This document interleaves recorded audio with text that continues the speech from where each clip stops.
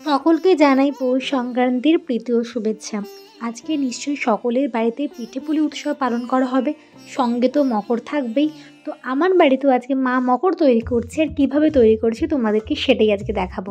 দেখো, সব রকমের ফল নেওয়া হয়ে গেছে, তোমরা যত রকমের ফল পারো, আপেল, পেয়ারা, লেবু, কুল, আখ, তারপরে বাতাসা, দুধ, নারকেলের ছাই সব কিছু দিয়ে তৈরি করতে পারো।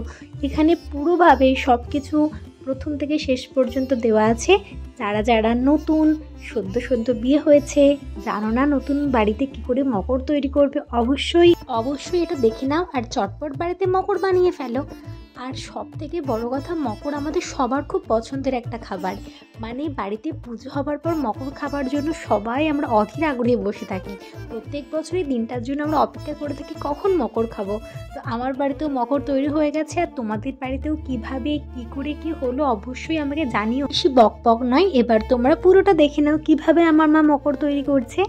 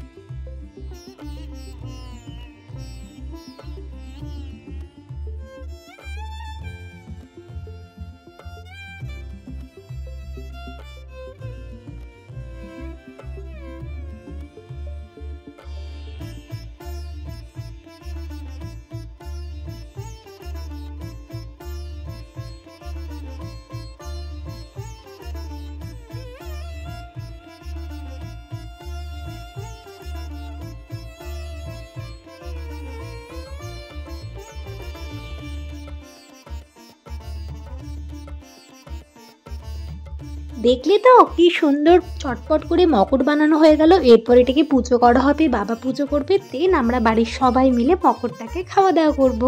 তো ভালো লাগলে অবশ্যই শেয়ার করো, লাইক করো, কমেন্ট করো। Tata, bye bye.